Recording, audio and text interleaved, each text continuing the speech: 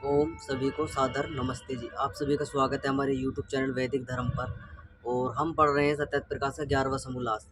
11वें समोल्लास के अंदर आज हम चर्चा करेंगे कि हम किस पुस्तक को जो है प्रमाण माने कि वो ईश्वरीय ग्रंथ है और ईश्वर के द्वारा दिया हुआ ज्ञान है। हम किस प्रकार से आज उस पर विस्तार से चर्चा करेंगे कि क्या वो कौन सी पुस्तक है जो सब मत मतांतर वाले लोग जो हैं अपने अपने मत मतांतरों की पुस्तकों का हवाला देते हैं कि ये हमारी पुस्तक जो हैं ये ईश्वर कृत है, यानी भगवान का दिया हुआ पुस्तक है हमारे पास में जो हैं। और उनके इनके अंदर जो ज्ञान है वो भगवान के द्वारा दिया हुआ है। और ऋषि दयानंद किस प्रकार से बताते हैं कि भाई तुम्हारे जो पुस्तक हैं वो वास्तव में ईश्वरीय द्वारा ज्ञान दिया हुआ उनके अंदर है या नहीं है। तो हम विस्तार से आज इसके विषय में चर्चा करेंगे कि क्या वास्तव में जो जितने भी मत मतांतर वाले लोग हैं, चाहे वो जैन हों, बौद्ध हों, यहूदी हों, मुस्लिम हों, ईसाई हों, सिख हों, कोई भी मत मतांतर का जो भी मत मतांतर फैले हुए हैं, तो ऋषि दयानंद से, क्योंकि हम सत्यात प्रकाश का 11वां समोल्लास पढ़ रहे हैं और 11वें समोल्लास के अंदर मत मतांतरों का पूरा विवरण है। और आज हम समझेंगे कि संस्कृत भाषा कितनी पुरानी है, क्योंकि लोगों का ये तर्क है कि संस्कृत भाषा जो है बाद की भाषा है, पाली भाषा बहुत पुरानी भाषा है और बुद्ध की भाषा है। इस प्रकार से जो वामपंथी लोग हैं, अम्बेडकरवादी, भीमवादी जो अपने आप को कहते हैं, उस पे भी हम चर्चा करेंगे कौन सी भाषा कितनी पुरानी है और भाषा किसके द्वारा दी गई है, कौन भाषा का देने वाला है। सारे के सारे जो विषय हैं इन पर आज हम विस्तार से हम चर्चा करेंगे। तो जितने भी लोग चैनल से जुड़े हुए चैनल को सब्सक्राइब कर लें, वीडियो को लाइक कर दें, किसी प्रकार की शंका कमेंट बॉक्स में लिख दीजिए। क्योंकि हम सत्यात प्रकाश का 11वां समोल्लास पढ़ रहे हैं और प्रसंग चल रहा है इसके अंदर, जो विषय आया है ब्रह्म समाज के विषय में हम पढ़ रहे थे। ब्रह्म समाज के ही ऋषि दयानंद ने, जब हम सत्यात प्रकाश के अंदर ये पूरा का पूरा विवरण पढ़ रहे हैं, तो ऋषि दयानंद से सवाल किया जाता है कि हमारे जो जितने भी पुस्तकें हैं उनके अंदर जो है सारा का सारा जो ज्ञान दिया हुआ है वो सारा का सारा जो है वो ईश्वर के द्वारा दिया हुआ ज्ञान है।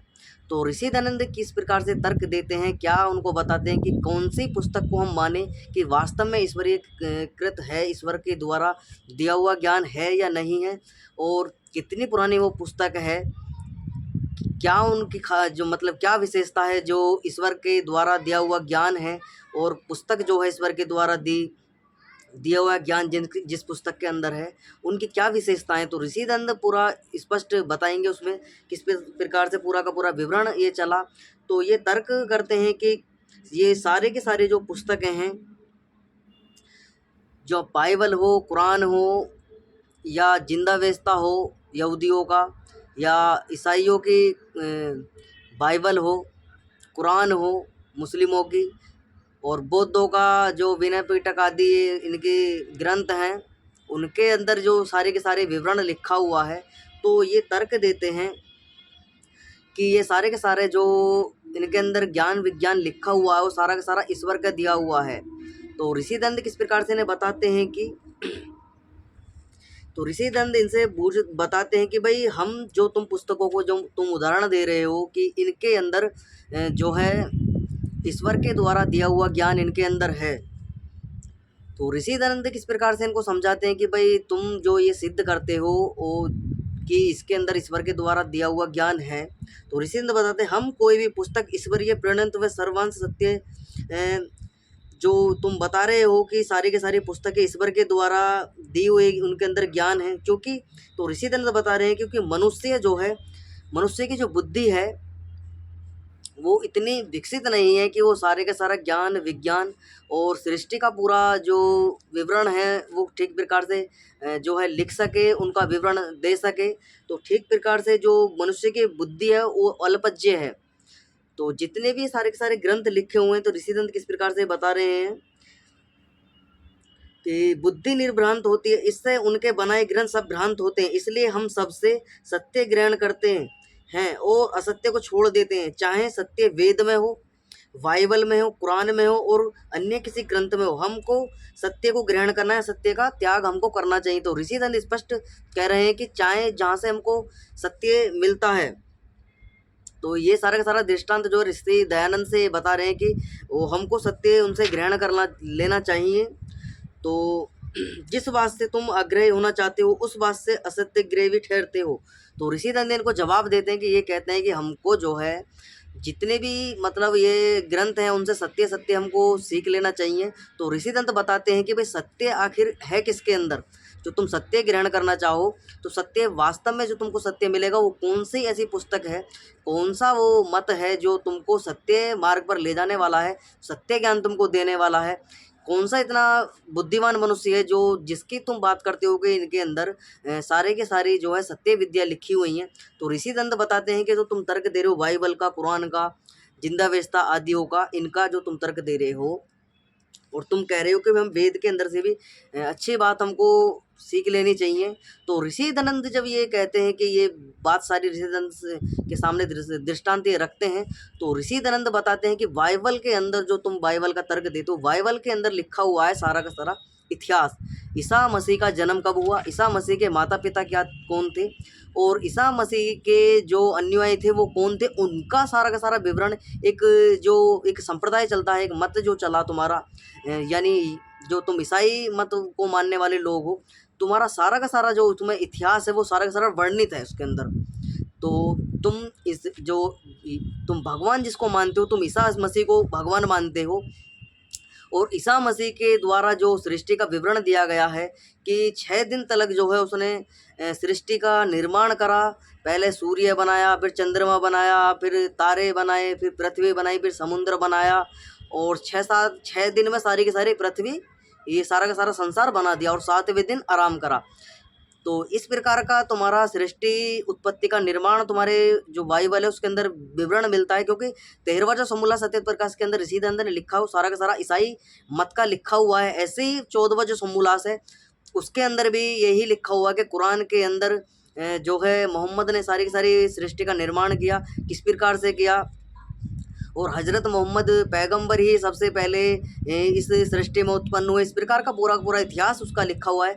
इस मोहम्मद के माता पिता कौन थे वो पूरा का पूरा विवरण है उसके अंदर दिया हुआ, पूरा का पूरा इतिहास मिल जाएगा। ये मत कितने पुराने कब चले, इनका सारा का सारा विवरण इन इतिहास जो इनके ग्रंथ हैं मत वालों के मानने वाले ईसाइयों चाहे जो तुम्हारे मुसलमान हों, ऐसे ही बौद्धों का ही मानना है कि बौद्धों का एक तर्क दिया जाता है जो बुद्ध मत को मानने वाले हैं कि बुद्ध जो हैं वो सबसे विद्वान व्यक्ति हुए, उन्होंने ही सारी की सारी भाषा जो पाली भाषा है उन्हीं की देन है कि ये संस्कृत भाषा जो है बाद में आई है, बाद की भाषा है, और वेद जो हैं ये बाद के ग्रंथ हैं। सबसे पहले जो है बौद्ध जो गौतम बुद्ध हुए हैं उन्होंने विनय पिटक आदि जो उनके ग्रंथ हैं उनमें लिखा, और सबसे ज़्यादा विद्वान उनको बताया जाता है कि जो बुद्ध मत है और जैन मत वाले अपनी अपनी ये सारी की सारी पढ़ाई करते। तो ऋषि दंत किस प्रकार से बताते हैं कि जो तुम्हारे सारे के सारे बौद्ध ग्रंथ हैं, चाहे जैनियों के ग्रंथ हैं, चाहे यहूदियों के, चाहे ईसाइयों के, चाहे मुसलमानों के, उनमें सारे के सारे में तुम्हारे जो जो तुम्हारे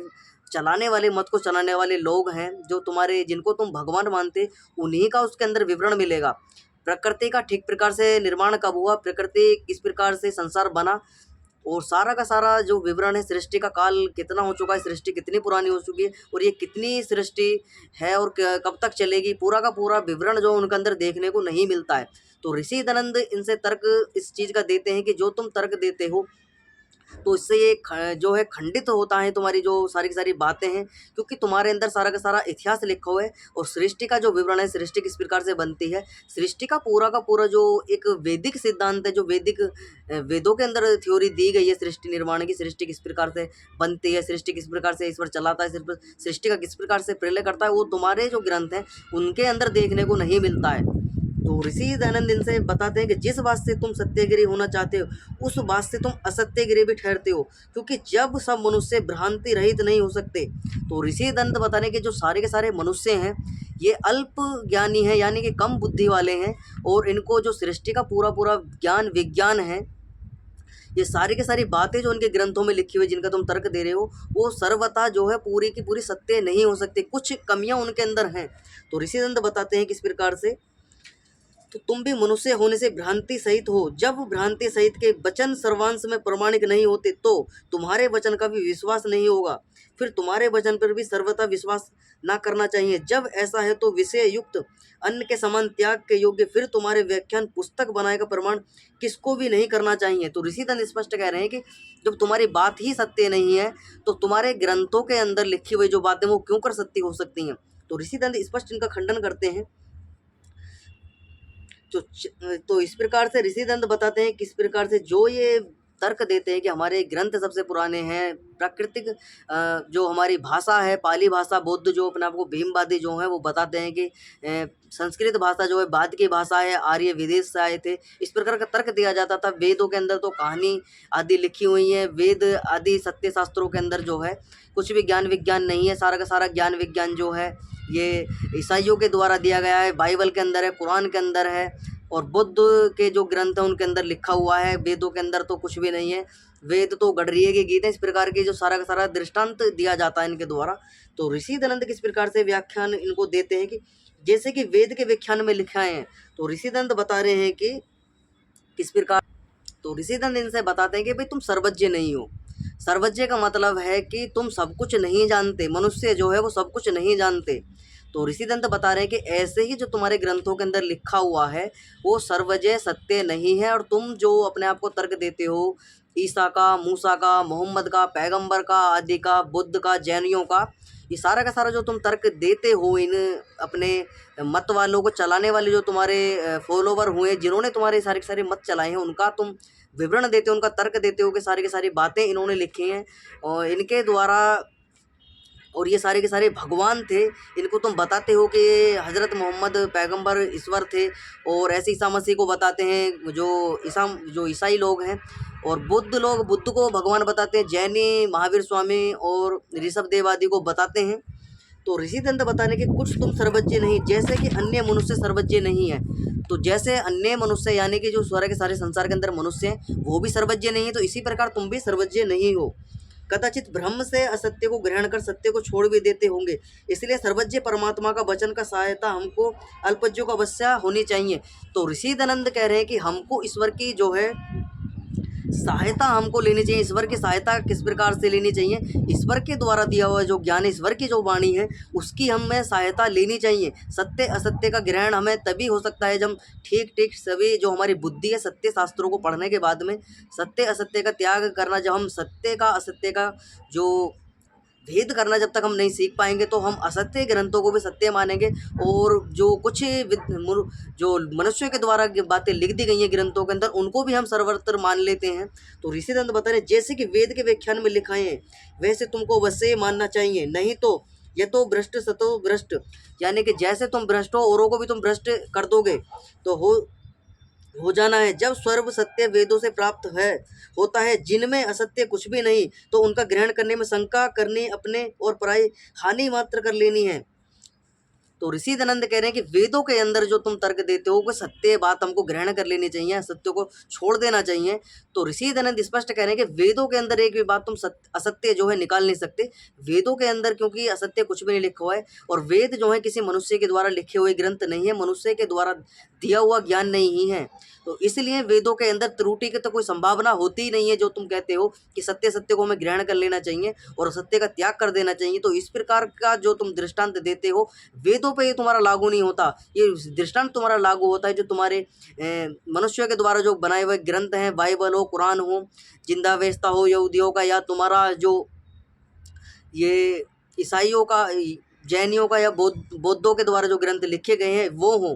तो ऋषिदंत स्पष्ट बता रहे हैं कि जो लोग वेद आदि सत्य शास्त्रों का जो सही प्रकार से जो वेद आदि सत्य शास्त्रों का तुम अवहेलना करते हो, सत्य शास्त्रों को नहीं मानते, तो ऋषि दनंद इनसे बताते हैं कि तुम्हारी जो बुद्धि है वो जो अंग्रेजी यानी कि मुगलों के कारण जो तुम्हारी भ्रांतियां फैला दी गई, जैनियों के, बौद्धों के द्वारा, मुसलमानों के द्वारा जो तुम्हारी भ्रमित बुद्धि कर दी गई है, तुम उसी पर अपना सर्वस्व उनको मान बैठे हो। उन्हीं के ग्रंथों का तुम सहारा लेकर ये तर्क देते हो कि वेद आदि सत्य शास्त्रों के अंदर से सत्य सत्य बातें ग्रहण कर लेनी चाहिए, सत्य को छोड़ देना चाहिए। तो ऋषि दनंद इनसे बताते हैं कि वेदों के अंदर तुम एक भी शब्द जो है निंदित नहीं निकाल सकते, वेदों के अंदर तुम कमियां नहीं निकाल सकते हो।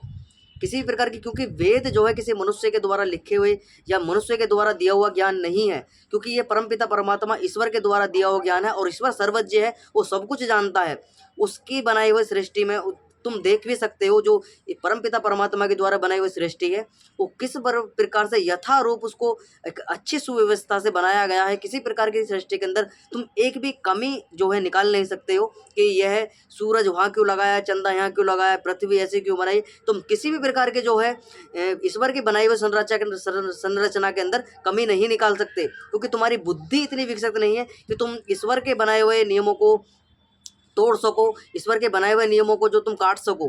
तो इस प्रकार से ऋषि दयानंद से बताते हैं कि भाई जो वेदों के अंदर ज्ञान विज्ञान दिया हुआ हो सर्वत्र तुमको मानना चाहिए और उनका ही तुमको प्राप्त कर कर लोगों को जो है समझाना चाहिए, उनको बताना चाहिए कि वेद आदि सत्य शास्त्रों के अंदर अच्छी अच्छी विद्याएं लिखी हुई हैं, उनका किस प्रकार से हमें। तो ऋषि दंड बताते हैं किस प्रकार से कि भाई इसीलिए जो तुम विदेशियों का मतों की जो तुम उदाहरण देते हो, बाइबल का, कुरान का, इनका जो तुम उदाहरण देते हो कि बाइबल के अंदर सृष्टि का, और बाइबल जो है ईश्वर के द्वारा दिया हुआ ज्ञान है, कुरान ईश्वर के द्वारा दिया हुआ ज्ञान है, क्योंकि ब्रह्म समाजी जो थे ईसाइयों के चपेट में आ चुके थे। ईसाइयों को अपना अनुकरण उन्होंने नकल अपनी करनी प्रारंभ कर दी थी, ईसाइयों का जो फॉलोवर वो बन चुके थे। तो क्योंकि इनकी बुद्धि ने जो काम करना बंद कर दिया था, इस प्रकार की बातें और इस प्रकार का तर्क ये देने का प्रयास कर रहे हैं।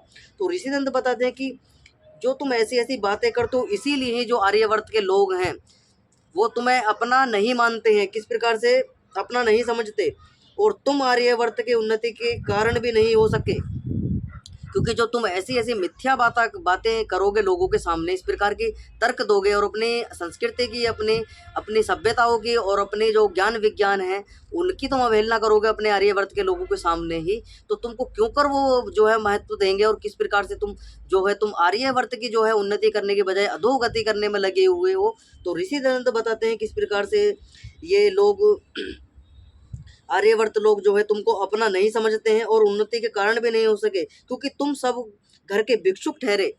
तो ऋषि दंत बताते हैं कि जो तुम इस प्रकार का तर्क देते हो, तुम ऋषि दंत उनको बता रहे हैं तुम हर घर के भिक्षुक ठहरे। जैसे कि भिक्षुक होते हैं ना, जो साधु जो पंडे लोग होते हैं, हर हर घर घर जाकर जो है अपने यहाँ से थोड़ा भोजन लिया, यहाँ से कुछ अन्न लिया, यहाँ से कुछ पैसे लिए, कुछ धन लिया और सबके घर घर जाकर जो इकट्ठा करते हैं। इसी प्रकार से तुम भी तर्क देने का प्रयास कर रहे हो, इसी प्रकार तुम बटोरने का प्रयास कर रहे हो कि बाइबल से भी ले लो, कुरान से भी ले लो, वेदों से भी ले लो, और यहूदियों से भी ले लो, जैनियों के से ले लो, बौद्धों के से भी ले लो, सबको तुम बटोर लो और एक जो है उसको एक जमाल घोटा रूप तुम उसको घोट के इस तरीके का बना लो और सबको एक जगह मिक्स कर दो और एक भांग का गोला टाइप बना के उसको खाकर जो है नशे के धुत हो जाओ, और ठीक प्रकार से जो है अपने बुद्धि का जो काम करने वाली तुम्हारी बुद्धि है, जो तुम्हारी तर्क करने के जो विचार हैं तुम्हारे, वो शून्य हो जाएं और तुम किसी प्रकार का जो तुम लोगों को तुम बताते हो, इसी कारण जो तुम्हारी बुद्धि है ऐसी चीज़ों को भ्रमित होने के कारण तुम्हारी बुद्धि शून्य पड़ चुकी है और लोगों को तुम्हारी जो बातें बताई हुई तुम्हारी बातें वो समझ नहीं आती हैं। तो ऋषि दंत स्पष्ट इन पर कटाक्ष करते हैं किस प्रकार से कि भाई तुम जो घर घर के भिक्षुक ठहरे, तुमने समझा है कि इस बात से हम लोग अपना और पराया उपकार कर सकेंगे, सो ना कर सकोगे। ऋषि दंत बताते हैं कि जो तुम ये तर्क देते हो कि सबको पढ़ लें, सबके धारण कर लें, इससे हम अपना भी और सबका उपकार कर सकेंगे। तो ऋषि दंत स्पष्ट खंडन करते हैं तुम अपना तो अपना, तुम दूसरे का भी उपकार नहीं कर सकते, अपना तो छोड़ो, तो तुम दूसरे का तो छोड़ो अपना भी नहीं कर सकते। जैसे किसी के दो ही माता पिता सब संसार के लड़कों का पालन करने लगे। तो ऋषि दंत एक तर्क और देते हैं कि जैसे कि दो लड़के यानी एक दो दो ही माता पिता सब संसार के लड़कों का, यानी कि दो माता पिता, एक माता एक पिता, और वो ठेकेदार बन जाए पूरे संसार का, जी हम तो सारे के सारी संतान को हम ही पालेंगे, अपनी तो पलती नहीं है, दूसरे का तुम ठेका ले लो जी, दूसरे को कोई हम पाल देंगे। तो इसी प्रकार का ऋषि दंत तर्क देते हैं कि ये सारी की सारी निरर्थक बातें हैं, तुम्हारी पाखंड की बातें हैं, इन सबको त्याग कर देना चाहिए तुम्हें।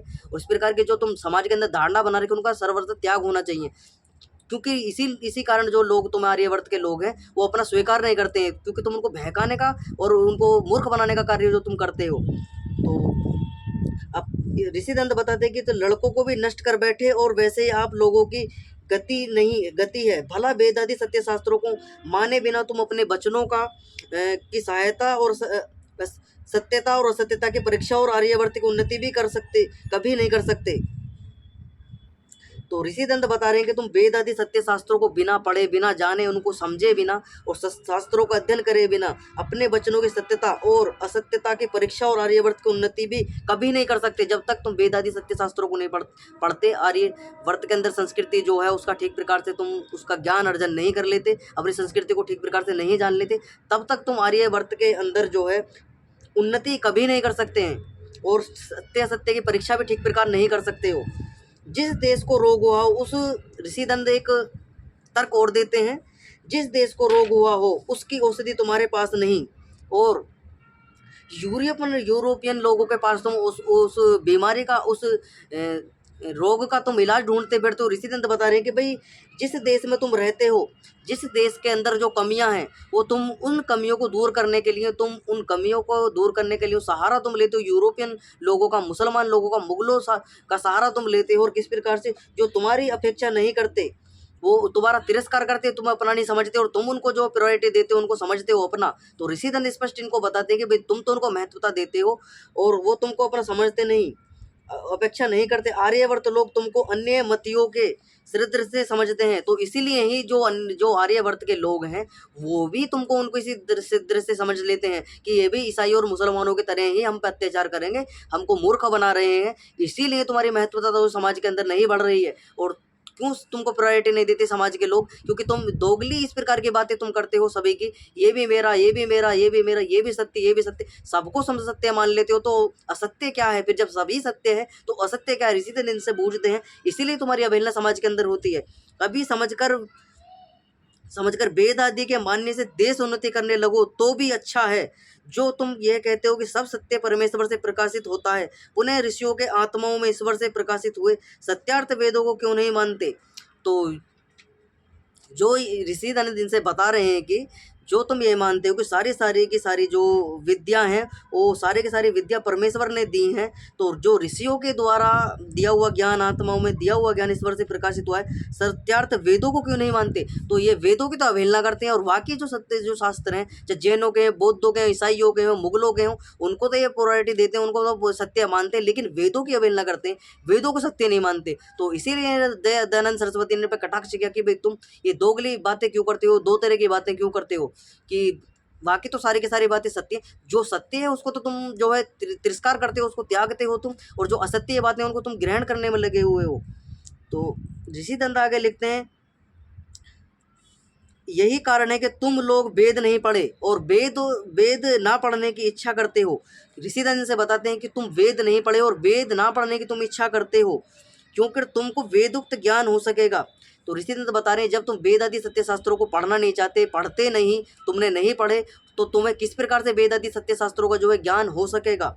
तो ऋषि दंत स्पष्ट खंडन करते हैं, क्योंकि मैं आपको बता दूं, अब अपने मूलतः विषय पर हम लौटेंगे, क्योंकि जो लोगों का ये तर्क है कि भी वेद जो हैं मनुष्य के दिए हुए ज्ञान है, तो मैं आपको बता दूं, वेदों के अंदर जो है ना तो किसी प्रकार का इतिहास है, किसी राजा महाराजा का नाम नहीं है, ठीक, और ना तो किसी प्रकार का जो है उसके अंदर किसी राजा महाराजा का नाम लिखा हुआ है। किसी भी प्रकार का तुम्हें इतिहास जो है मनुष्य से रिलेटेड, यानी कि जो राजा महाराजाओं का है या ये जितनी भी सभ्यताएं बीत चुकी हैं, सभ्यता चल रही हैं, इस सभ्यता का भी जो चल रही है, इसका भी उसके अंदर वेदों के अंदर जो है किसी प्रकार का इतिहास उसके अंदर नहीं मिलेगा। इतिहास क्यों नहीं है? क्योंकि ईश्वर के द्वारा दिया हुआ जो ज्ञान है वेदों के अंदर, उसके अंदर नियम दिए हुए हैं।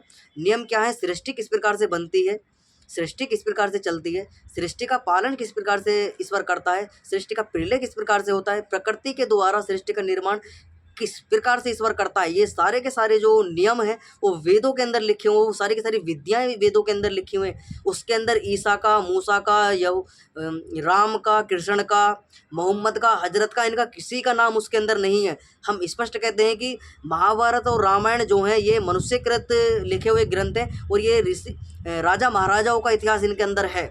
हम इसको मानते हैं, हम इनको जो है जो ईश्वरकृत ग्रंथ आर्य समाज में नहीं मानता, आर्य समाज के विद्वान भी नहीं मानते, क्योंकि ये इतिहास ग्रंथ है। और क्योंकि तुम जो है जो तुम्हारे ईसा और मूसा के द्वारा कुरान हो, चाहे बाइबल हो, चाहे जैनियों का जैनियों के ग्रंथ हों या जैन बौद्ध मत वाले हों, जितने भी मतांतर फैले हो सारे के सारे अपने जो जिन्होंने तुम्हारे मत चलाए हो उन्हीं को तुम भगवान मानते हो। लेकिन तुम वैदिक मत के अंदर तुम लौटोगे, वैदिक मत के अंदर देखोगे तो राम को और कृष्ण को जो है हम महापुरुषों के रूप में मानते हैं, क्योंकि वो राजा हुए हैं, महापुरुष हुए हैं। उन्होंने अच्छे कार्य अपने समय काल में अपने अच्छी व्यवस्था उन्होंने चलाई, अपना कार्यकाल उन्होंने अच्छी ठीक प्रकार से चलाया, समाज की राष्ट्र की उन्नति की। तो सारा का सारा इतिहास जो है उनको महापुरुषों के रूप में उनको मानते हैं, महापुरुषों के रूप में, महापुरुष के रूप में उनके चरित्र का, उनके आदर्शों के हम जो है अपने अंदर धारण करते हैं, उनकी अच्छी जो बातें उनको ग्रहण करते हैं। लेकिन हम उनको भगवान का दर्जा हम नहीं देते। पौराणिक लोग उनको भगवान मान लेते हैं, वास्तव में वो सारे के सारे महापुरुष हैं। तो लेकिन यही तर्क तुम्हारा और पौराणिकों का है, जैनियों का, कुरानियों का है, बाइबल वालों का है। तुम में और पुराने के लोग जो अपने आप को मान बैठे हैं, उन्होंने भी अपनी दुकानदारी चला रहे हैं इस प्रकार से, और तुम भी अपनी दुकानदारी चलाने में लगे हो, चाहे बौद्ध हो, चाहे जैन हो, चाहे मुसलमान हो। मुसलमान चादर के नाम पर और बाइबल फादर के नाम पर, इसी प्रकार से सबका सबका पाखंड चला हुआ है। सब अपने अपने मतों में खींचने को लोगों को लगे हुए हैं, सत्य कोई किसी को बताने को तैयार नहीं है। सभी इस प्रकार से लोगों को मूर्ख बनाने में लगे हो। तो ऋषि दंड स्पष्ट कहते हैं कि वेद ऐसा, वेदों का जो ज्ञान है वो परमपिता परमात्मा निराकार ईश्वर के द्वारा दिया जाता है। और ईश्वर के द्वारा दिया हुआ ज्ञान जो है वो कब दिया जाता है? जब सृष्टि का निर्माण परमपिता परमात्मा ईश्वर करता है। जब प्रथम सृष्टि का निर्माण ईश्वर करता है, जब भी सृष्टि का निर्माण होता है प्रलय काल के बाद, क्योंकि ये सृष्टि कब बनी, सृष्टि कितनी पुरानी हो चुकी है, कितनी सृष्टि अब तक हो चुकी है, इसका अंदाजा कोई नहीं लगा सकता है। क्योंकि सृष्टि का कर्म है और कर्म फल के सिद्धांत पर सृष्टि चलती है, सृष्टि का निर्माण होता है, सृष्टि का प्रलय होता है। और ये सृष्टि का निर्माण किस प्रकार से होता है? जो मनुष्य लोग हैं, जो मनुष्य हैं, वो कर्म करते हैं, कर्म करने के बाद उनको फल की जो इच्छा होती है, फल देने का कार्य जो है वो परमपिता परमात्मा ईश्वर करता है। और कुछ जब प्रलय काल का समय आ जाते हैं, कुछ आत्माएं ऐसी बच जाती हैं जिनका फलों का देने का समय आने का नज़दीक होता है, और किसी जो सृष्टि का जो समय हो पूर्ण हो जाता है, और किस कारण से जो है वो उन आत्माओं को जो फल है वो मिल नहीं पाता।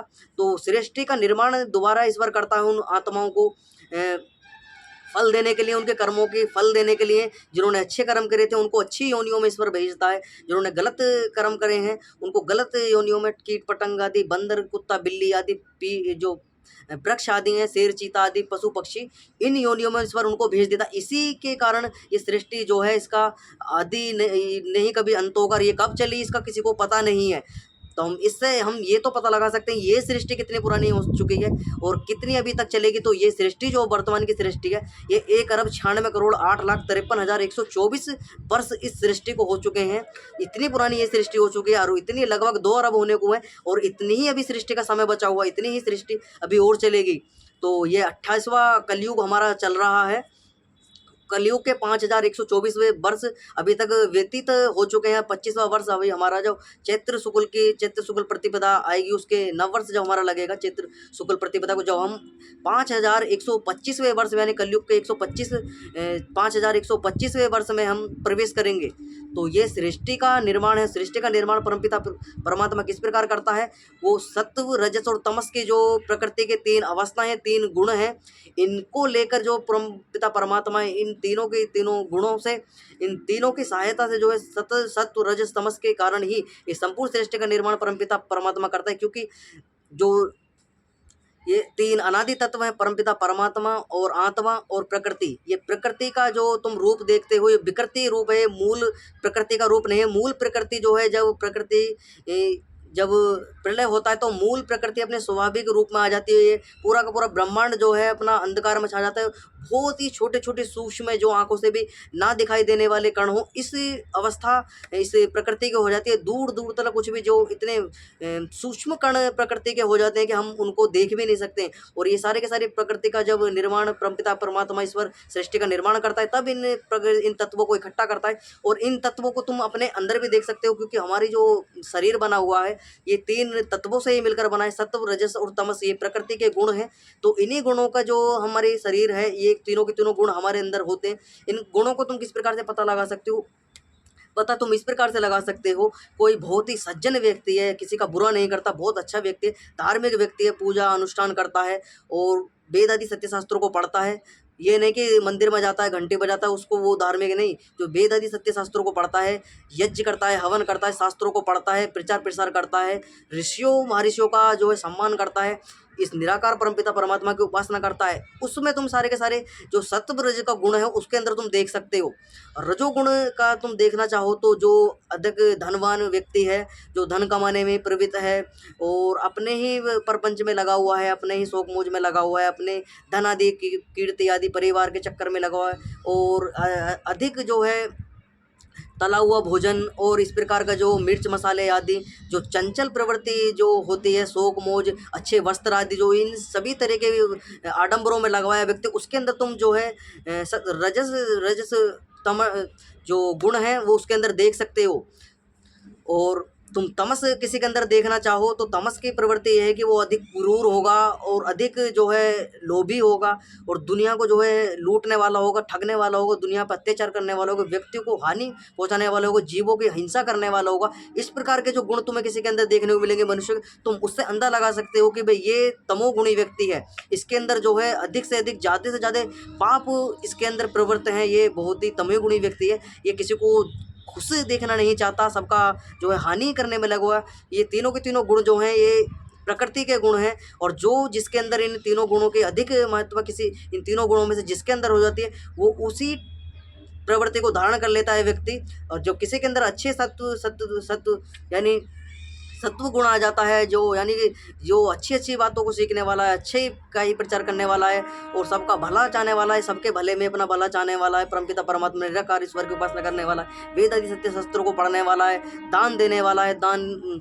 का जो है वो सभी प्रकार से सबकी सहायता करने वाला है। इस प्रकार के तुम जो देख सकते और इन्हीं तत्वों के कारण मतलब इन्हीं गुणों के कारण सत्व और रजस और तमस के कारण ही हमारी योनियों का चयन परमपिता परमात्मा ईश्वर करता है, क्योंकि इन्हीं गुणों के आधार पर जो हमारे अंदर ये तीन गुण की जो धारणा हमारे अंदर बन जाती है, जौन से भी हम गुण अच्छे जौन से भी गुण हमारे अंदर अधिक होते हैं सत्व का हो तो हमारा जो मनुष्य जन्म होगा और हम एक जो है विद्वान के घर में यानी कि एक अच्छे परिवार के घर में हमको जन्म मिलेगा, हम शास्त्र आदि पढ़ेंगे और विद्वान हम आगे भी बनेंगे। इस प्रकार का जन्म हमको मिलता है, मनुष्य जन्म हमको मिलता है।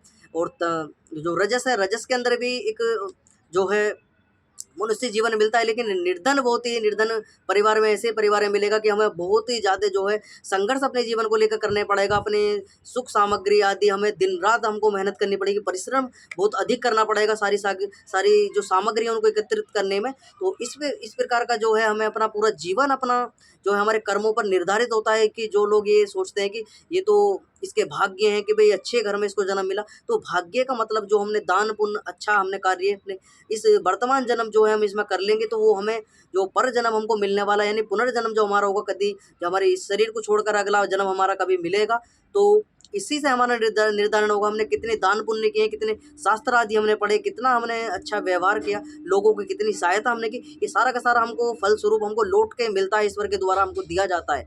और दिया किस प्रकार से जाता है, हम अच्छे परिवार में हमको जन्म मिलता है, अच्छे माता पिता मिलते हैं, अच्छे आचार्य मिलते हैं, अच्छे ऋषि महर्षि अच्छे विद्वान लोग हमको मिलते हैं, समाज में अच्छे परिवेश में हमारा माहौल में हमारा जन्म होता है। इस प्रकार के जन्म देने की व्यवस्था परमपिता परमात्मा हमारे कर्मों के फल पर आधारित हमको देता है जन्म।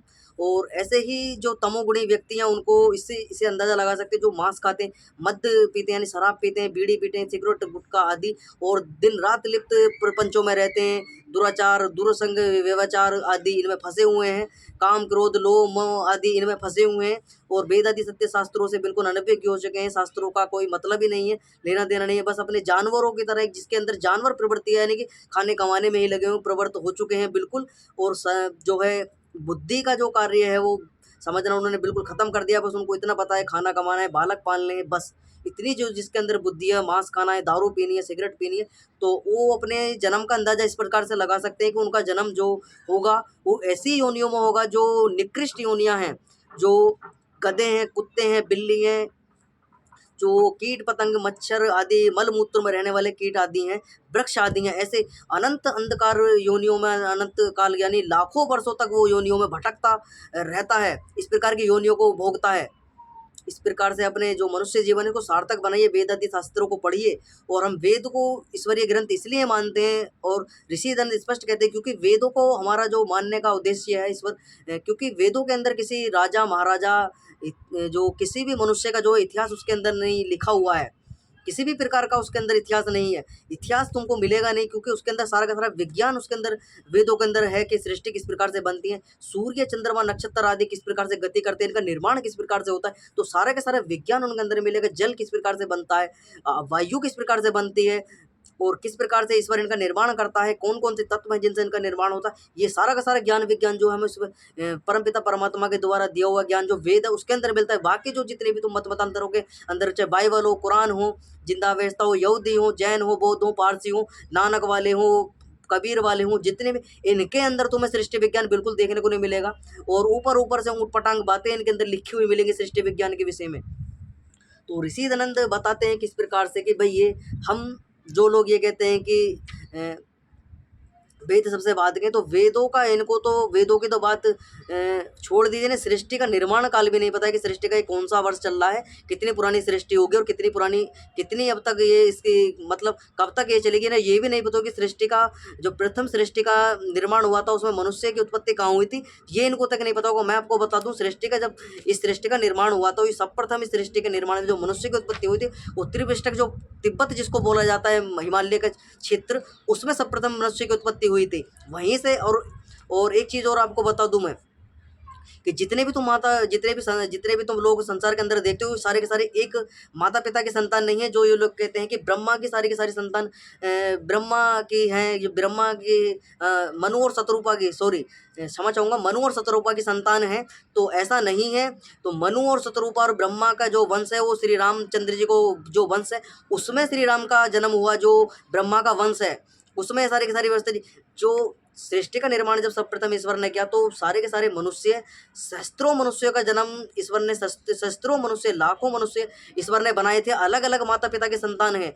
और इससे देखने में भी आता है कि हम संसार के अंदर देखते हैं कि कोई अलग अलग भेद मनुष्यों के अंदर है, कोई कैसा है, कोई कैसा है, मतलब बनावटों में, मतलब ठीक प्रकार से कोई अधिक छोटा है, कोई बड़ा है, कोई काला है, कोई किस प्रकार का है। वो जो माता पिता हैं उनकी भी व्यवस्था, जो डीएनए जिसको हम बोल सकते हैं, उसको देखने से मिलता है कि माता पिता जो हैं हमारे एक नहीं है, वो सभी के सहस्त्रों मनुष्य, सृष्टि के जब निर्माण ईश्वर ने किया तो सहस्त्रों मनुष्य उन्होंने ईश्वर ने बनाए थे, उन्हीं की हम संतान हैं।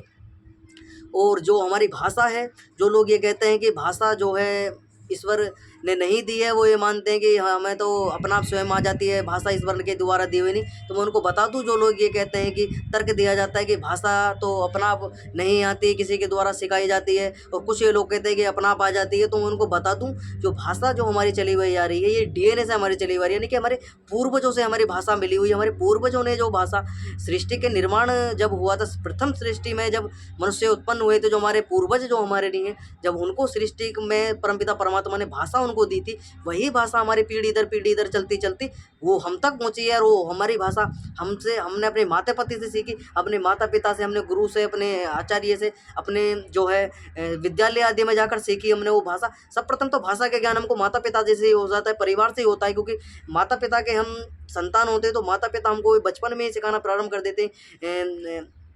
सभी हमको वस्तुओं के भी नॉलेज देते हैं, वो हर प्रकार से माता पिता कहना, दादी दादी, ये सब कुछ सिखा देते हैं हमको माता पिता। तो उससे हमें पता लगा सकते हैं, उससे हम अंदाज़ा लगा सकते हैं कि जो हमारी भाषा दी हुई है, ये पीढ़ी दर हमारे डीएनए से चली हुई आ रही है। हमारे माता पिता को उनके माता पिता ने दी, उनके माता पिता को उनके माता पिता ने दी, और सर्वप्रथम जो सृष्टि में मनुष्य उनको जो दी थी वो परमपिता परमात्मा ईश्वर ने दी है। तो भाषा का जो विज्ञान है, भाषा विज्ञान जो है वो परमपिता परमात्मा का ईश्वर के द्वारा हुआ है। और एक चीज़ और, जो सृष्टि के अंदर तुम जितने के जितना सारा का सारा नामकरण तुम वस्तुओं का देखते हो, तुम किसी भी वस्तु का नाम नहीं रख सकते हो। गारंटी है मेरी इस बात की, चैलेंज देता हूँ, तुम किसी वस्तु का नाम रख कर दिखा दो, किसी भी वस्तु का तुम नाम नहीं रख सकते। तुम नाम छोड़ो, उनका नामकरण तुम अपने जो तुम कोई नाम ऐसा तुम सोच नहीं सकते जो नया हो, कोई प्रकृति के जो मतलब तुम्हारे ध्यान में कोई नया नाम आता हो, तुम सोच भी नहीं सकते नया कुछ शब्द, क्योंकि सारे के सारे जो शब्द विज्ञान है, हमारी जो बुद्धि है वो सीमित है। हम उतना ही सोच सकते हैं जितना हमारे मतलब हमें हमारे पूर्वजों ने हमको सिखा दिया गया है। वो कुछ ऐसी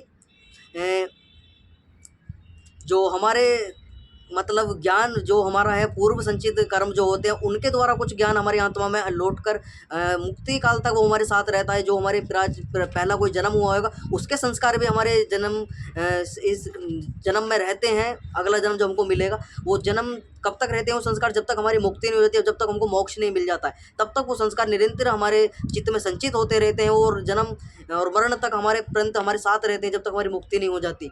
तो हम किसी भी वस्तु का जो है नाम रख सकते हैं, एक दो प्रकार का नाम रख सकते हैं। वास्तव में जितना भी तुम संसार के अंदर नाम रख सकते हो, सूर्य के कितने अनेकों नाम है, भानु है, सूर्य है, प्रकाश पुंज आदि उसको बोला जाता है। इसी चंद्रमा को सोम बोला जाता है, चंद्रमा बोला जाता है, शीतलता उसको, इस प्रकार से बहुत सारे नाम उसके दिए हुए हैं। इसी प्रकार से हर जितने भी संसार के अंदर वस्तु हैं, जितने भी तुम वस्तुएं संसार के अंदर देखते हो, प्रकृति के अंदर जितना भी तुम निर्माण देख रहे हो, सारा का सारा परमपिता परमात्मा ईश्वर का करा हुआ है। इनको बनाने में और इनके जो नाम देने में जो जो दिए गए नाम है वो परमपिता परमात्मा ईश्वर के द्वारा नाम दिए गए हैं।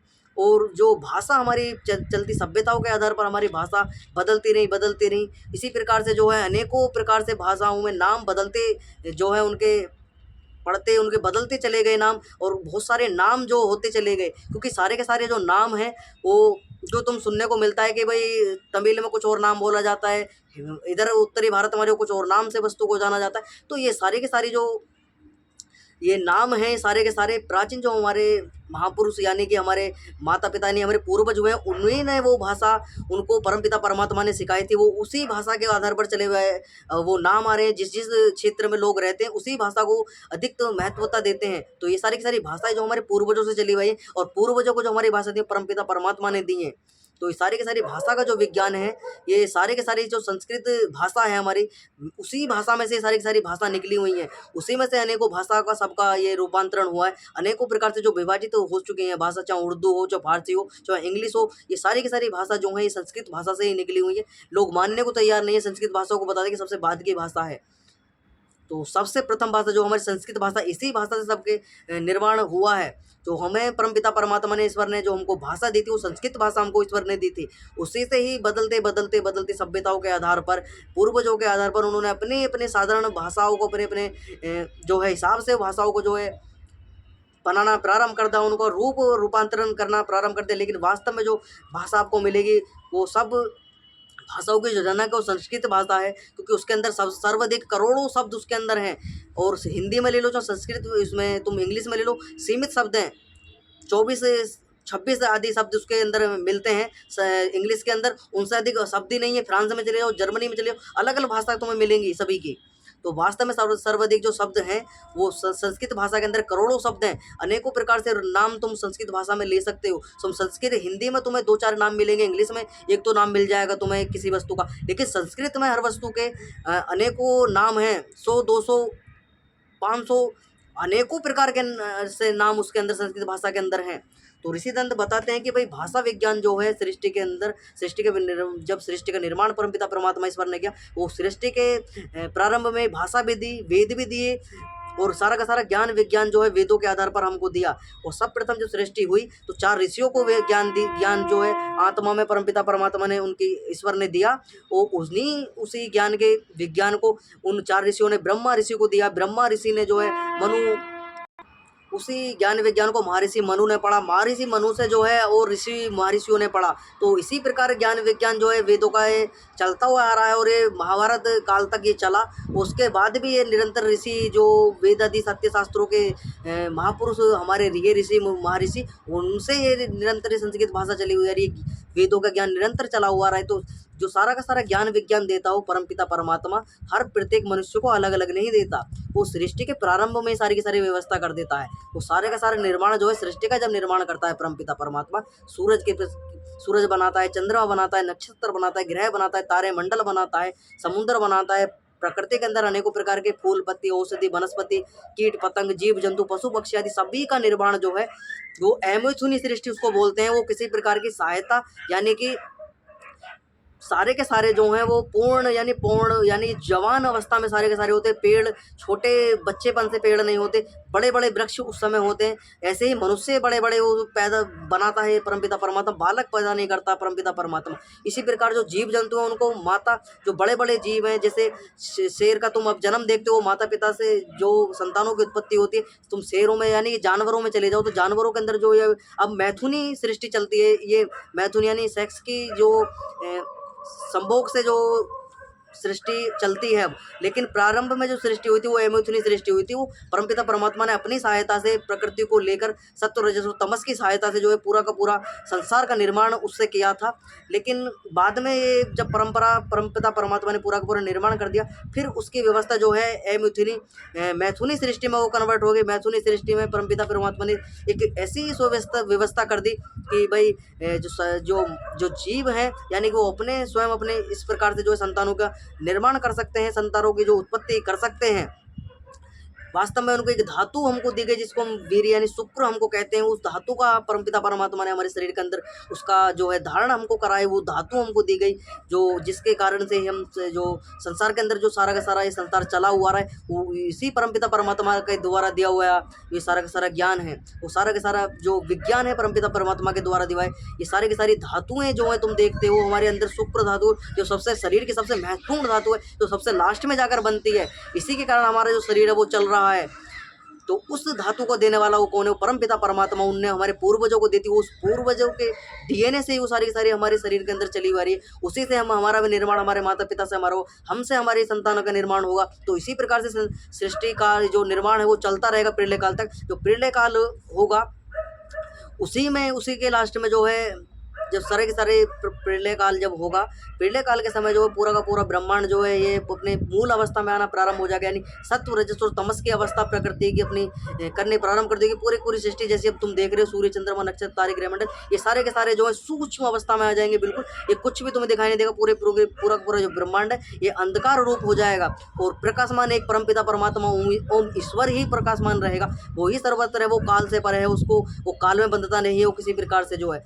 और ये चार तत्व जो हैं, आकाश को छोड़ दिया जाए, अग्नि, जल, वायु और पृथ्वी, ये सारे के सारे जो चार तत्व हैं इनका निर्माण परमपिता परमात्मा के द्वारा होता है। लेकिन आकाश तत्व ऐसा है कि जो इसका जो निर्माण परमपिता परमात्मा नहीं करता है, ये सर्वत्र है, ऐसा कैसा ही रहता है। अगर आकाश न हो तो जो ये सारा का सारा पृथ्वी यानी कि प्रकृति के कण हैं ये कहाँ व्याप्त होंगे, कहाँ इनका समावेश होगा। तो ये आकाश तत्व जो है ये सर्वत्र, आकाश जो है जैसे आत्मा है परमपिता परमात्मा है, प्रकृति है, उसी प्रकार से आकाश तत्व भी जो है प्रकृति का ये भाग है। ये भी ऐसा ही रहता है। इनका कभी जन्म ना मृत्यु इस प्रकार का कुछ भी नहीं होता है, कभी नहीं बिगड़ते और अपने मूल अवस्था में रहते हैं। जब हमारी मृत्यु हो जाती है तो हमारी जो आत्मा अपने मूल स्वरूप में आ जाती है और जब जन्म लेती है तो वो कारण रूप बन जाती है, वो कार्य करना प्रारंभ कर देती है कारण बनकर। तो उसी से हमारे जो जन्म आदि का विवरण हमारा शुरू होता है। कर्म करते हैं, कर्म करने के बाद फल मिलता है, फलों के आधार पर हमारे जन्म का चयन होता है। तो इसी प्रकार से सृष्टि निरंतर चली हुई आ रही है। तो इनको ऋषि दयानंद बहुत स्पष्ट भाषा में समझाते हैं कि भाई जो तुम अंग्रेजों की और इनकी सबके उदाहरण देते हो तो ये सर्वथा निरर्थ है। इनके अंदर कोई भी लॉजिक यानी कोई भी तथ्य इनके अंदर नहीं है। सृष्टि का निर्माण किस प्रकार से होता है, प्रथम सृष्टि का मनुष्य कौन हुआ, इनको ये तक नहीं पता है। और सृष्टि का जो ये बताते हैं कि वास्तव में सारे के सारे जो मत पतन संप्रदाय पनपे हैं ये सारे के सारे वैदिक धर्म से ही निकले हुए हैं। किसी अंधकार, रूढ़िवादिता, पाखंडता के कारण, अज्ञानता के कारण ये सारे के सारे विघटन होगा इनका, यानी कि बट गए इधर उधर। और इन्होंने जो बटने के कारण जो है इन्होंने जो अपने सत्य शास्त्रों, वेद आदि सत्य शास्त्रों को जो पढ़ना छोड़ दिया, उसी की मूर्खता के कारण ये अवहेलना करते हैं इन शास्त्रों की। क्योंकि इनकी बुद्धि इतनी विकसित नहीं रही कि ये अपने शास्त्रों को जो है ठीक प्रकार से समझ सकें, वेद आदि सत्य शास्त्रों को ठीक प्रकार से जान सके। ऋषि महर्षियों का संग करना इन्होंने छोड़ दिया। इसी कारण इनकी दुर्गति होनी प्रारंभ हो गई और वो दुर्गति का कारण ये बना कि इन्होंने भारतवर्ष की दुर्गति प्रारंभ करनी जो है शुरू कर दी। उन्होंने जो अपने मतमतांतर बनाए, मतमतांतरों का जो बखेड़ा था वो भारतवर्ष के आर्यवर्त के जो लोग थे उनको थोपना प्रारंभ कर दिया। और थोपने के कारण ये दुर्दशा हुई कि हमारा विश्वगुरु भारत का भी जो हुआ करता था आर्यवर्त, वो अधोगति को प्राप्त होना प्रारंभ हो गया और अनेकों प्रकार के मतांतर यहाँ डेरा जमा कर भारत के अंदर बस गए और अपने संप्रदाय इस प्रकार से चलाए कि वो आज तक भी लोगों को खून चूसने का कार्य कर रहे हैं, लोगों को इधर उधर बांटने का कार्य करने में लगे हुए हैं। लोगों को कोई नाच देकर धर्मांतरण करता है, कोई अनाज देकर करता है, कोई चावल की बोरी पर करता है, कोई धन पैसे आदि सोना चांदी आदि देकर कर लेता है, कोई इस प्रकार के अनेकों प्रकार के प्रपंचों के कारण लोगों को मतांतरण किया जाता है। वो अपने स्वार्थों को पूरा करने के लिए, एक समुदाय बनाने के लिए, अपनी वृद्धि करने के लिए, किस प्रकार से हम अपने जो जनसंख्या का जो अनुपात है उसको वृद्धि करें, और किस प्रकार से हम इस आर्यवर्त भूमि के अंदर जो लोग हैं इनको अपना गुलाम बना लें, और किस प्रकार से इन पर अपना राज्य अपना जो है थोप दें। गजवाए हिंद की जो तैयारी मुसलमानों के द्वारा चलती है, वो गजवाए हिंद का जो पूरा विवरण है वो सत्येंद्र प्रकाश के 13 यानी 14वें समोल्लास के अंदर ऋषिदंड ने लिखा है। ऐसे ईसाइयों का अनेकों प्रकार से जो है ईसाई मिशनरी जो है विदेशों से पैसा भेजते हैं लोगों को कन्वर्ट करने के लिए। चर्चों के अंदर अनेकों प्रकार की प्लानिंग चलती है, मस्जिदों के अंदर चले जाइए, मदरसों के अंदर अनेकों प्रकार की प्लानिंग चलती है, लोगों को कन्वर्ट किस प्रकार से किया जाए। अनेकों प्रकार से जो लोगों को प्रलोभन दिए जाते हैं और सबको कन्वर्ट करने का कार्य जो है समाज के अंदर चलता है। तो ऋषिदंत बताते हैं कि भाई तुमको इन सब चीज़ों से जो है बचना चाहिए, और तुम बच कब सकते हो, जो तुम वेद आदि सत्य शास्त्रों को पढ़ोगे, महापुरुषों के इतिहास को पढ़ोगे, विद्वानों का संग करोगे, सत्य शास्त्रों को पढ़ोगे, तब जाकर तुम्हारी उन्नति हो सकती है, तब जाकर तुम इन पाखंडों से बच सकते हो। अन्यथा तुम्हें संसार का कोई भी मनुष्य तुमको बचा नहीं सकता है, कोई भी तुम्हें सरकार नहीं बचा सकती, कोई भी नहीं बचा सकता है। क्योंकि हर समय जो है ना सेना तुम्हारे पास होगी, ना पुलिस तुम्हारे पास होगी, ना राजा महाराजा तुम्हारे पास होंगे, ना नेता होंगे, ना कोई सरकार तुम्हारे पास होगी। तो इस प्रकार के जो प्रपंच है लोगों के द्वारा उनका फायदा उठा लिया जाता है। लोगों को शास्त्र वो पढ़ते नहीं है, और किसी प्रकार के इलॉजिकल तर्क उनको देकर जो है कन्वर्ट कर लिया जाता है, बहका कर उनकी कुछ ना कुछ मजबूरी लोगों की समाज के अंदर होती है। कोई किसी के धन का अभाव है, किसी को जो है पद का अभाव है, किसी को प्रतिष्ठा का अभाव है, तो सब प्रकार का किसी ना प्रकार का सबके जीवन में अभाव है। उसी का सहारा लेकर जो है लोग मतांतरों में सबको कन्वर्ट करने का प्रयास करते हैं, कर भी लेते हैं। तो पूरा का पूरा विवरण ऋषिदंत ने बताया किस प्रकार से। तो ऋषिदंत से ये सारा का सारा सवाल जवाब जो ये नास्तिक लोग जो बन चुके थे ब्रह्म समाजी, और जो अंग्रेजों के पक्षपात कर वो पक्ष ले रहे थे, तो इस प्रकार से तर्क दे रहे थे कुरान का, बाइबल का, जिंदा वेस्ता का, जैनियों का, बौद्धों का। तो ऋषिदंत ने का खंडन किया, भाई तुम ये मूर्खता की बातें छोड़ो और वैदिक मत को तुम स्वीकार करो, और वैदिक मत में शिक्षित दीक्षित हो, और लोगों को वैदिक मत में जो है तुम जो वैदिक मत का प्रचार प्रसार करके उनको वैदिक मत में तुम लेकर आओ, उनको जो वास्तव शिक्षा है उनको दीजिए, मनुष्य बनाने का कार्य करिए, मनुर्भव का कार्य तुम करो, वास्तव में मनुष्य बनाओ, उनको जो दानव प्रवृत्ति की ओर मत ना लेकर जाओ, उनको हिंसक मत ना बनाओ तुम। इस प्रकार का ऋषिदंत ने उनको जो है एक उद्बोधन उनसे किया, जो ब्रह्म समाज को मानने वाले लोग थे। तो ऋषिदंत ने पूरा, तो जो इनके द्वारा तर्क दिया जाता है कि भाई संपूर्ण संसार जो है ये किसी ने नहीं बनाया है, और आत्मा और ये इन सबको नहीं मानते, तो ये कभी उत्पन्न नहीं हुए। तो इस प्रकार का तर्क देते हैं कि ऋषिदंत बताते हैं कि दूसरे जगत का उपादान कारण के बिना जगत की उत्पत्ति नहीं हो सकती। तो ऋषिदंत इनसे बताते हैं कि भाई उपादान जो कारण है हमारा, वो परम पिता परमात्मा जो है निमित्त कारण है, और उपादान कारण जो हमारी प्रकृति है, उसी से ये सारा का सारा संसार बनता है। सारा का सारा मेटेरियल जो लेता है परमपिता परमात्मा, उपादान जो कारण है प्रकृति, उसी के द्वारा सारा का सारा संसार जो है बनाता है। बिगर उपादान कारण के जो है परमपिता परमात्मा कुछ भी नहीं कर सकता है, क्योंकि परमपिता परमात्मा एक चेतन तत्व है, और आत्मा भी चेतन है, और उसके पास में जो है कुछ ऐसा मेटेरियल नहीं है जिससे वो संसार का निर्माण कर सके। तो संसार का निर्माण करने की जो सामग्री है, वो सामग्री जो है प्रकृति है, यानी सत्व रजस और तमस की जो प्रकृति है उसका मूल स्वरूप है, उसी से परमपिता परमात्मा निर्माण करता है। और वो निर्माण किस लिए करता है, वो आत्माओं के व्यवस्था के लिए करता है, कि जो आत्मा है ये सारे के सारे अपने सुखों को भोगें, अपना निर्वाह करें, किस प्रकार से उनके फलों को उनके कर्मों के आधार पर जन्म आदि देता है। ये संसार का निर्माण जो करता है परमपिता परमात्मा जीवात्माओं की सुविधाओं के लिए करता है। ईश्वर का इसमें कोई भी लाभ नहीं है। वास्तव में ईश्वर का जो लाभ है वो परमपिता परमात्मा का लाभ जो है संसार को बनाने में है, क्योंकि अगर संसार को ना ईश्वर बनाए तो उसका शक्ति का, उसका जो बल है, उसका किस प्रकार से बोध उसको जो है हो सके। इसलिए वो अपने वो सामर्थ्यवान है, परमपिता परमात्मा बलवान है, बुद्धिमान है, सब प्रकार की विद्या उसके पास में, सारी कलाएं उसके पास में। तो उन कलाओं को, उन विद्याओं को, उन विज्ञान को, उस विज्ञान को तराशता है वो परमपिता परमात्मा, अपनी कलाकारी से संसार को बनाता है। वो जीव जो संसार के अंदर अनेकों प्रकार के जीव हैं, उनकी सुविधाओं के लिए सारी की सारी व्यवस्था बनाता है। सूर्य है उनके लिए बनाता है, चंद्रमा हमारे लिए बनाया है परमपिता परमात्मा ने, समुद्र बनाए हैं हमारे लिए, प्रकृति बनाई है, औषधि वनस्पति बनाई है। परमपिता परमात्मा इन सबसे परे है परमपिता परमात्मा, क्योंकि जन्म से परे है, वो जन्म नहीं लेता, तो इन सुविधाओं की उसको आवश्यकता नहीं है। ये सारी की सारी सुविधाओं की आवश्यकता हमको है, जल की आवश्यकता हमको है, अन्न की आवश्यकता हमको है, प्रकाश की आवश्यकता हमको, प्रकाश के बिना हम देख नहीं सकते, अंधकार हमारे जो है वो छा जाएगा, हम देख नहीं सकते किसी प्रकार का। इसीलिए ये सारे के सारे अग्नि की आवश्यकता हमारे लिए, क्योंकि भोजन हमको पकाना है, भोजन हमको पचाना है अपनी जठर अग्नि के अंदर। ये सारे के सारे तत्वों का निर्माण परमपिता परमात्मा हमारी मनुष्य यानी कि जीवात्माओं के लिए करता है। जीवात्मा जो भी, चाहे वो मनुष्य हो, जीव जंतु, पशु पक्षी आदि हो, सभी के लिए परमपिता परमात्मा ने संसार बनाए, सभी की सुखों की सामग्री, प्रकृति सामग्री जो है उसी से सबका निर्माण किया है, हमारी सुविधाओं के लिए किया है। तो उसी का सामर्थ्य, परमपिता का सामर्थ्य जो है उस संसार को बना। तो एक तर्क और दिया जाता है इनका, कुरानियों का, जैनियों का, बौद्धों का और ईसाइयों का, तो कि ये कहते हैं कि पापों की जो निवृत्ति है वो इस प्रकार से हो जाती है, तौबा करने से, हाथ जोड़ने से, नमस्कार करने से, और इस प्रकार के तीर्थ यात्राओं पे, पौराणिक लोग जो मानते हैं तीर्थ यात्रा पे जाने से पुण्य, जो पाप है हमारे वो नष्ट हो जाते हैं। मुसलमान मानते हैं हम तौबा कर लेंगे, जो हमारी इधर मक्का है हमारा, जो जिसको मानते हैं अपना पवित्र स्थल, उसको हम तौबा कर लेंगे वहाँ जाकर, तो हमारे पाप छूट जाएंगे, यहीं से तौबा कर लेंगे। तो इस प्रकार से जो है नवकार मंत्र आप जप आदि तीर्थ आदि से ईसाई लोग, ईसा के विश्वास से, हम ईसा पे विश्वास ले आएंगे तो हमारे पापों की निवृत्ति हो जाएगी। मुसलमान लोग तौबा करने से पाप को छूट जाना बिना भोग के मानते हैं, इससे पापों से भय ना होकर पाप में प्रवृत्ति बहुत अधिक हो जाती है।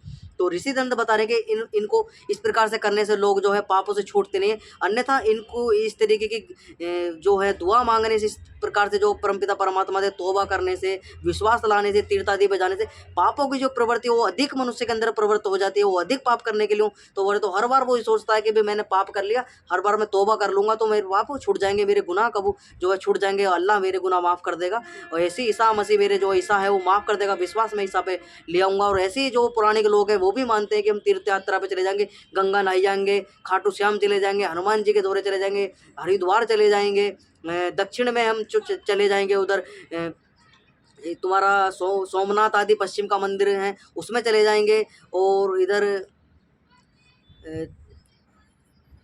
जो इधर मंदिर है दक्षिण में, उसका नाम शायद मेरे याद नहीं आ रहा है, मैं बताऊंगा तुम्हें उसका नाम, सोमनाथ हो गया, और एक जगन्नाथ भगवान के पास चले जाएंगे। इस प्रकार के जो पौराणिकों के अंदर भी मानसिकता बनी हुई है, हम वहाँ जा जाकर जो अपने पापों की जो है इस प्रकार से हम निवृत्ति कर लेंगे। तो ऋषि दंत बताते हैं कि ऐसी ऐसी जो अपनी धारणा इन्होंने बना रखे पाप छूटने की, तो ऋषि दंत बताते हैं इनसे पाप छूटते नहीं, इनसे पाप करने में प्रवृत्ति हो जाती है, मनुष्य बार बार पाप करने के लिए उद्ग्रित होता है। पाप छूटते हैं परमपिता परमात्मा के द्वारा हुए दिए हुए दंड के कारण छूटते हैं पाप। बिगड़ दंड दिए हुए तो कोई चोर भी, उचक्का भी नहीं सुधरता है, क्योंकि अगर दंड ना दिया जाए तो न्यायालयों का कोई प्रयोजन नहीं है। न्यायालय क्यों बनाए गए हैं? ये दंड देने के लिए बनाए गए हैं। दंड जब तक नहीं दिया जाता कोई मनुष्य सुधरता नहीं है, इसीलिए परमपिता परमात्मा ने दंड की व्यवस्था की है। दंड की व्यवस्था क्या है परमपिता परमात्मा की? जितने भी मनुष्य ये जो है पाप करते हैं उनको परमपिता परमात्मा जो है उनको दंड देता है। दंड किस प्रकार से देता है? अनेकों प्रकार की योनियाँ उसने बनाई है परमपिता परमात्मा ने। वो योनियाँ किस प्रकार की बनाई है? सांप बनाए हैं, बिच्छू बनाए हैं, मगरमच्छ बनाए हैं, खरगोश, कबूतर, बिल्ली, कुत्ता आदि, गाय, भैंस, बिजार आदि, ये सारे के सारे जो कीट पतंग, पशु योनियाँ, पक्षी योनियाँ हैं, और ये सारी की सारी कौन सी योनियाँ? दंड योनियाँ हैं। इनको इनमें भेज देता है परमपिता परमात्मा ऐसे लोगों को जो पाप करते हैं, लोगों को ठगते हैं, मूर्ख बनाते हैं, अत्याचार करते हैं, लोगों की हत्या करते हैं, बलात्कार, दुराचार, व्यभिचार आदि करते हैं, लोगों को मूर्ख बनाने का कार्य करते हैं। वो परमपिता परमात्मा ऐसी योनियों में उन आत्माओं को जो है भेज देता है उन बुरे कर्मों के कारण।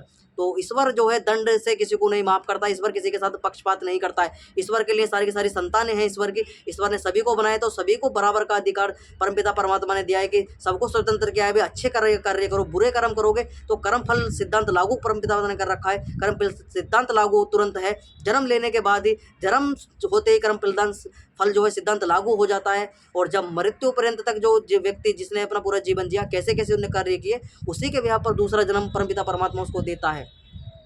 तो ऋषि दयानंद बता रहे हैं कि भाई ये जो तुम्हारी जैन हो, बौद्ध हो, कुरान हो, बाइबल हो, ये सारी की सारी जो जो लिखी हुई हैं इनके अंदर बातें हैं वो सर्वथा जो है निषेध है उनका, वो सही बातें उनके अंदर नहीं लिखी हुई, उनको त्याग करना चाहिए। तो ऋषि दयानंद का यही प्रयोजन है कि वेद आदि सत्य शास्त्रों को पढ़ो, वेदों के में शिक्षित दीक्षित हो, वैदिक धर्म को तुम स्वीकार करो, और अपने जो जन्म है मनुष्य जन्म उसको जो है सार्थक बनाने का तुम प्रयास करो। हमने पूरा का पूरा आज ये पूरा का पूरा विवरण समझा कि वेद कितने पुराने हैं, और बाइबल, और हाँ बाइबल में तुमको बता दूँ बाइबल लगभग 2500 वर्ष पुरानी मान सकते हो, और जैनियों का 3000 वर्ष 4000 वर्ष मान सकते हो, मुसलमानों का 1500 वर्ष है, और पौराणिक आ जाओ तो लगभग 5000 वर्ष के आसपास है। पौराणिक इससे पहले नहीं थे, उससे पहले वैदिक मत सब जगह चलता था, वैदिक मत को मानने वाले लोग हुआ करते थे। महाभारत काल पूरा वैदिक काल में ही वो व्यतीत हुआ है, वैदिक काल रहा है, वेदों के ही कार्यशैली उसमें पूरी की पूरी कार्यशैली उसमें रही है, पूरा वैदिक विवरण उसके अंदर महाभारत के अंदर मिलता है।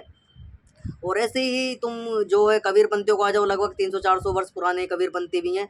और ये जो तुम्हारा नानक के यानी ईसा जो नानक देव यानी सिख मत को मानने वाले, वो भी 500-600 वर्ष पुराने हैं, उससे पूरे पुराने वो भी नहीं है। तो सारा का सारा जो सबसे पुराना प्राचीन धर्म है, वैदिक धर्म ही हमारा है, सत्य सनातन वैदिक धर्म। तो ये सारे के सारे जो बाद के बने हुए और सारे के सारे जो ग्रंथ हैं इनके, ये किसी न किसी मनुष्य के द्वारा लिखे गए हैं। परमपिता परमात्मा ईश्वर के द्वारा दिया हुआ ज्ञान इनके अंदर नहीं है। ईश्वर के द्वारा दिया हुआ ज्ञान तो वही है जिसके अंदर परमपिता परमात्मा ने सारा का सारा ब्रह्मांड की रचना उसके अंदर लिखी हुई है। संपूर्ण सृष्टि का निर्माण किस प्रकार से होता है, तो उसको वास्तव हम मान सकते हैं।